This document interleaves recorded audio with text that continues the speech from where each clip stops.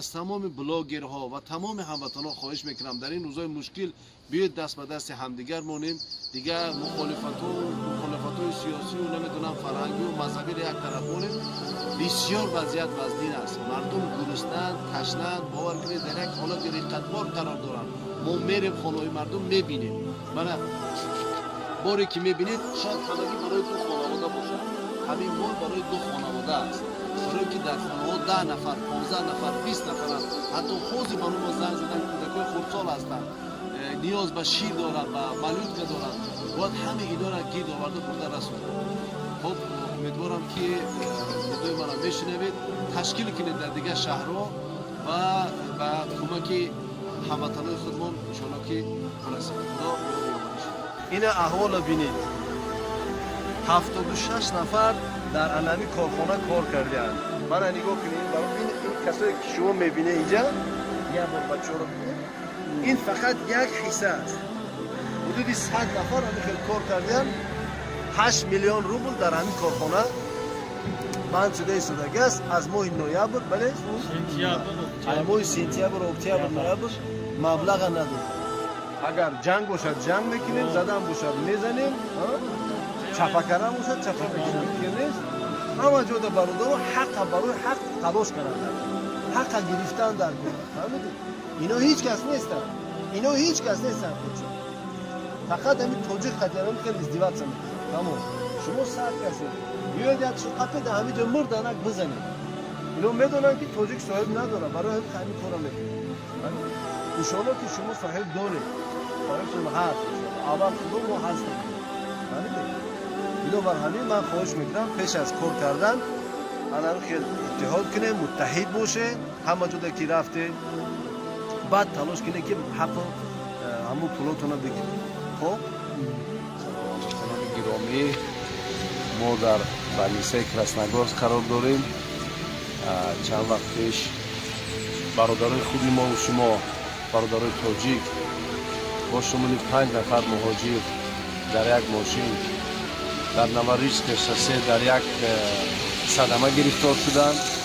در این صدمه فکرم بسیار از شما میدونید ماشین آتش گرفت.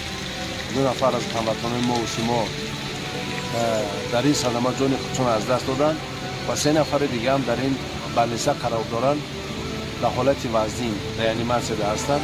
انشالله ما حالا بریم از حال برادرها خبر میگیریم باز شما خواهید. یعنی روز دوشنبه انشالله ما که محمد روی برای تاجیکستان رو کنیم 3 بلیت گرفتن در کار بعد در تاجیکستان هم و یعنی طبابتی دراز مدت نیاز دارد.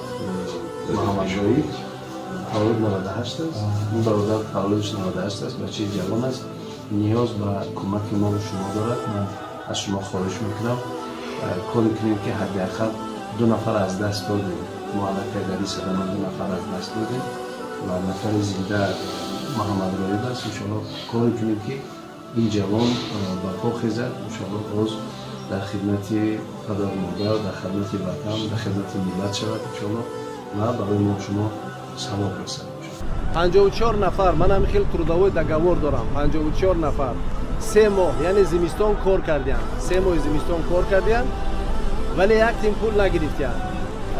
قرض کمپانی نزد شهروندای تاجیکستان داد 3 میلیون روبل. تصور کنید که یک کمپانی که من انخش استاب کوارتیرا دارد 6 ماه باز پول بچه‌ها را نمی‌تیاد. بچه‌ها زمستان کار کردن. ماه نوامبر، دکبر، ینور خنک‌ترین ماه‌های زمستان دا کار کردن ولی پول گرفتن نمیتونن. اینا را فوتبال میکنن. اینا میگن پروکراتور از پروکراتور اینسپکسیا و مراجعت کردن به کنسولگری تاجیکستان. کنسولگری تاجیکستان و خدمات مهاجرت تاجیکستان با ما هیچ کمک نکرده است. بنابر همین اونا به مرکز تاجیکستان مراجعت کردن و من رهبر مرکز تاجیکستان امروز آمدم به این آفیس با چی میگن начальник службы безопасности این کمپانی اندری واسیلیویچ وا خوردم. تمام صحبتامو نکردیم. خود начальник службы безопасности برای ما وعده داد که در طول 2 روز یعنی مشکل بچه‌ها حل می‌شود. معلوم میکنن که برای چی بچه‌ها پول نگرفتن و پول بچه‌ها داده می‌شود. فقط رحمت میگم به همین برادر акай Иззат Амон миннатдорӣ худро баён мекунем ки мушкили моро хеле хеле осон кард. Мо бовар кунем хеле миннатдори зиёдем. یعنی کار хеле من миннатдор. از کنسولگری ها خواهش میکنم ده کار با کاغذبازی حل نمیشه. یعنی ما زنگ زده پروکراتور را اینسپکسیون را حل نمیشه. زحمت کشیده آمدن در کار، زحمت کشیده در اومده قطعی اینا گپ زدن در کار. این پول 3 میلیون مبلغه اینو نمیتونم پروست تک گیرن گوان که ما توجیه گیر اینا برای اومدن در کار. همون کرسی ها را کم ترک خنک کردن در کار، یا کم تر رو دنبه های روغنی را برداشته آب کردن در کار، رفتن در کار. از کنسولگری و از خدمات و از سفارت ما همین خواهش داریم. تمام. من این شهروندان را ببینید به خدا قسم گشنه و تشنه چیزی ندارن خوردنی. پول پتنتاشون سوخت. من داوده پول دارم.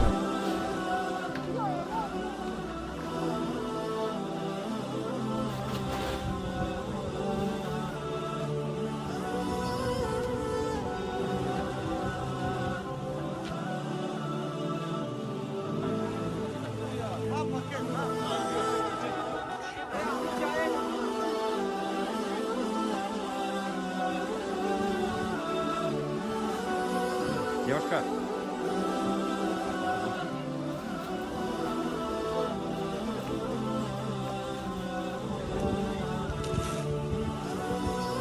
Акай, пушти, акай, али мушини вайда. Акай, али. Да, пушти, мушини, акай, бек, кендай. Акай, али, акай, ровай.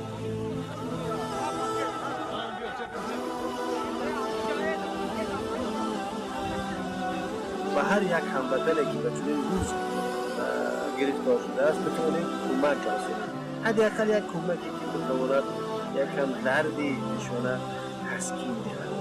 و عبدالسلام امروز به خاطر دعوت گروه تفتیشاتی یعنی اسلیستو کمیته از تاجیکستان به من شده.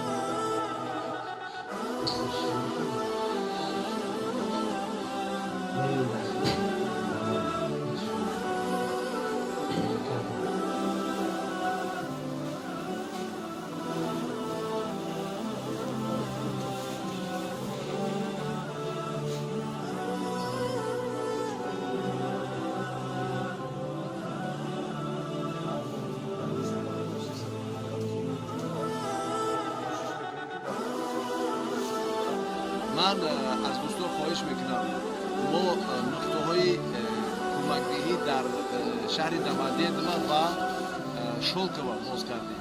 شهر دمادیدما و شولکова زیر این نوار خواهش میکنم دوستایی که نیاز به کمک دارید در شهر دمادیدما و شولکova تلفنتون رو نویسید. ان شاء الله دوستای ما در شولکova و دمادیدما و نیز در شهر کالوسکا область اگر باشند دوستای کمک نیاز شما هم نویسید. Калужская область, Домодедово ва Шолково. Адами се нуқта боз шудаги ҳастем. Шумо дӯстои мо мебинанд, аз зери навор нависед, телефонотонро занг мезананд, адресо номзадӣ ва мебаранд мерасонанд. Ва низ мо иншоаллоҳ умедворем ки ин маъракаи густурда то тамом шудани карантин давом мекунад худохоҳад ба қадри имкон. То имрӯз мо ҳудуди 300